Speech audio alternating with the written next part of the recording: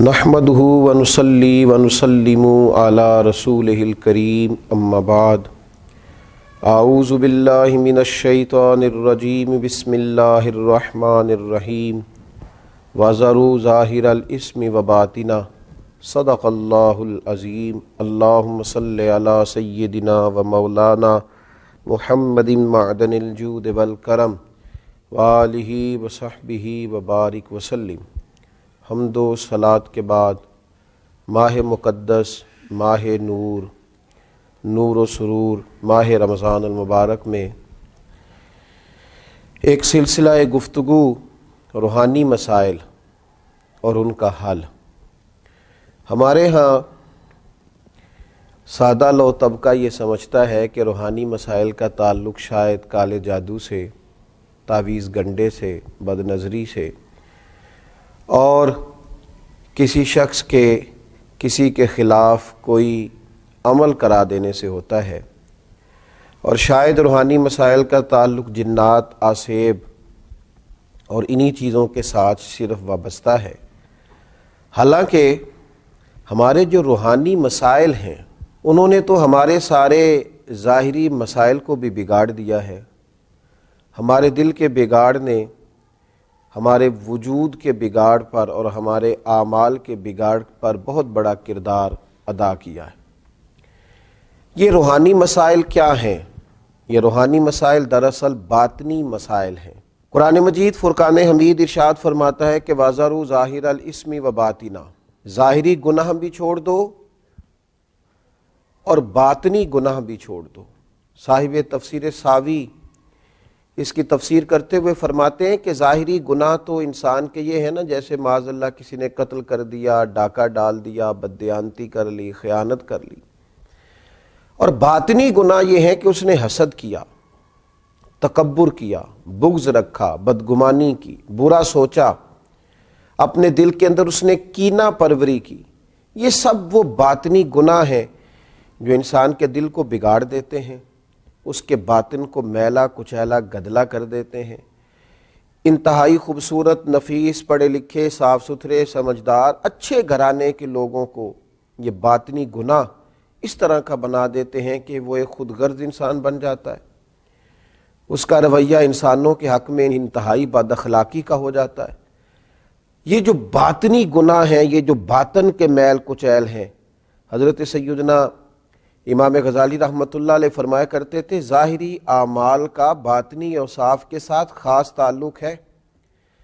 فرماتے ہیں اگر باطن خراب ہو جائے تو ظاہری اعمال بھی خراب ہو جاتے ہیں، اور اگر باطن اجلا ہو، خوبصورت ہو، صاف ستھرا ہو، عاجزی والا ہو، انکساری والا ہو، خیر خواہی والا ہو، اللہ کے بندوں کی محبت والا ہو، اچھی سوچ والا ہو، اس کے اندر یہ ساری خوبصورتیاں موجود ہوں تو پھر انسان کا باطن بھی سنور جاتا ہے۔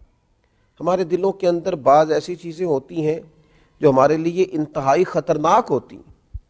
حسد کا سادہ معنی جو ہمارے ہاں کیا جاتا ہے وہ جلنا ہے۔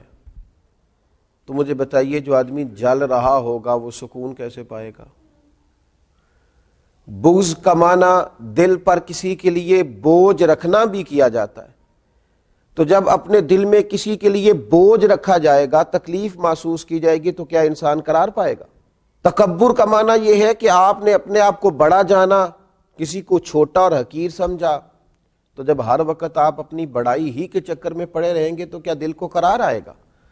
تو یہ وہ باطنی اور روحانی مسائل ہیں جو سامنے والے کا تو شاید کچھ نہیں بگاڑتے، لیکن اپنے آپ کو وہ تکلیف میں، اذیت میں، پریشانی میں مبتلا کر دیتے۔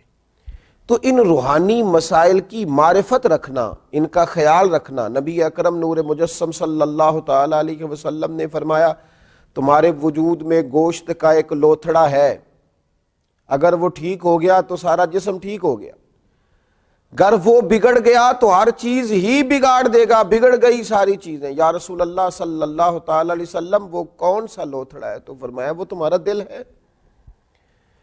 اگر تمہارے دل کے اوپر میل کچیل ہو، بغض ہو، عداوت ہو، کینہ ہو، حسد ہو، تکبر ہو، بدگمانی ہو، تو وہ سارے جسم کو بگاڑ دے گا، تمہیں شدید تکلیف میں مبتلا کر دے گا۔ لیکن اگر دل صاف ہو، اگر دل میں عجز ہو، اگر دل میں محبت ہو، اگر دل میں خلوص ہو، دل میں للہیت ہو، اگر دل کے اندر کسی کے لیے درد ہو، خیر خواہی ہو، تو پھر یہ دل باقی اعمال کو بھی سنوار دے گا۔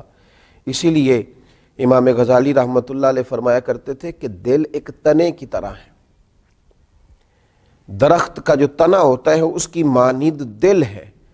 اگر تمہارا دل صاف ہے تو پھر جو اوپر شاخیں لگیں گی تنے کے وہ بھی خوبصورت لگیں گی، پھول لگیں گے، پھل لگیں گے، توانائی ہوگی۔ لیکن اگر دل ہی بگڑ گیا ہے، پاک ہوویں تے پاک ہی ملدا ہی تے بنا پاکوں پاک نہیں ملدا، سارے جسم دے دھون دے نالوں اکو تولا ہے ٹکڑا دل دا۔ اور اقبال کہنے لگے دلے بیدار پیدا کر، کہ دل خوابیدہ ہے جب تک، نہ تیری ضرب ہے کاری نہ میری ضرب ہے کاری۔ دل اگر صاف ہو، یہ جو باطنی ہمارے مسائل ہیں، یہ جو روحانی مسائل ہیں، جب تک ان کا ادراک نہیں ہوتا، اعلیٰ حضرت فاضل بریلوی رحمۃ اللہ علیہ فتاوی رضویہ شریف میں ارشاد فرماتے ہیں کہ جو مسائل ہیں نا علم قلب کے، دل کے جو مسائل ہیں، فرماتے ہیں یہ بھی فرض ہے ان کا سیکھنا بھی۔ کون سے مسائل؟ فرماتے ہیں جیسے تواضع سیکھنا، جیسے توکل سیکھنا، جیسے اخلاص سیکھنا، اس طرح باقی مسائل سیکھنا فرض ہے، یہ بھی سیکھنا فرض ہے۔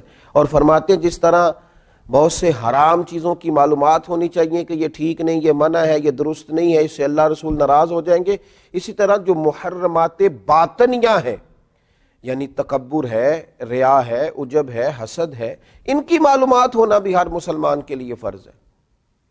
اور پھر آگے چل کے آپ ارشاد فرماتے ہیں عظیم روحانی پیشوا سلسلہ قادریہ کے عظیم روحانی بزرگ اعلیٰ حضرت فاضل بریلوی رحمۃ اللہ علیہ ارشاد فرماتے ہیں جس طرح پنجگانہ نمازوں کی فرضیت جاننا ضروری ہے، اسی طرح حصول اخلاص کا علم ہونا بھی ضروری ہے، اس لیے کہ ہر عمل کی صحت، ہر عمل کا ٹھیک ہونا، اللہ کی بارگاہ میں قبول ہونا اخلاص ہی کی بنیاد پر ہے۔ اگر اخلاص کی معلومات ہی نہ ہوں گی تو یہ وہ روحانی مسئلہ ہے، یہ وہ روحانی مسئلہ ہے جو تمام اعمال کو ضائع کر دے گا، اکارت ہو جائے گی کی ہوئی ہر ایک نیکی۔ پھر آپ ارشاد فرماتے ہیں جس طرح حلال و حرام کا علم ہونا ضروری ہے، اسی طرح ریاکاری کا پتہ ہونا بھی ضروری ہے۔ فرماتے ہیں بڑے بڑے عابد ہیں، بڑی بڑی بہترین عبادت ہے، پر اپنے دکھاوے کی وجہ سے، ریاکاری کی وجہ سے اس عبادت کو ضائع کر لیتے ہیں۔ اعلیٰ حضرت فاضل بریلوی رحمۃ اللہ علیہ فرماتے ہیں جس طرح ظاہری اعمال، ان کے فرائض، سنن، واجبات کا جاننا ضروری ہے، اسی طرح انسان کے لیے خود بینی اور حسد کے مسائل کا جاننا بھی ضروری ہے، اس لیے کہ حسد تو اعمال کو کھا جاتا ہے جس طرح لکڑیاں کھا جاتی۔ یہ جو روحانی مسائل ہیں، یہ جو اندر پنپ رہے ہوتے ہیں، اور امام غزالی رحمۃ اللہ علیہ فرماتے ہیں اس میں تخصیص نہیں کہ یہ تکبر، حسد، بغض، عداوت صرف جہلاء میں ہوتا ہے، کہتے ہیں یہ پڑھے لکھے لوگوں میں بھی ہوتا ہے۔ اس میں تخصیص نہیں کہ یہ صرف غریبوں میں ہوتا ہے، یہ امیروں میں بھی ہوتا ہے، یہ صرف نادانوں میں نہیں ہوتا، سمجھدار لوگوں میں بھی ہوتا ہے۔ ان اعمال کا جاننا، ان کا حساب کرنا، یہ بڑا روحانی موسم ہے رمضان المبارک کا۔ اس مقدس موسم کے اندر جہاں ہم اپنے ظاہری اعمال پر توجہ دیں گے، جس طرح ہم اپنے نماز کو ٹھیک کریں گے، وضو کو ٹھیک کریں گے، جس طرح زکوٰۃ ادا کی جائے گی، اسی طرح روزہ ایک باطنی عمل ہے جو اللہ اور بندے کے درمیان راز ہے۔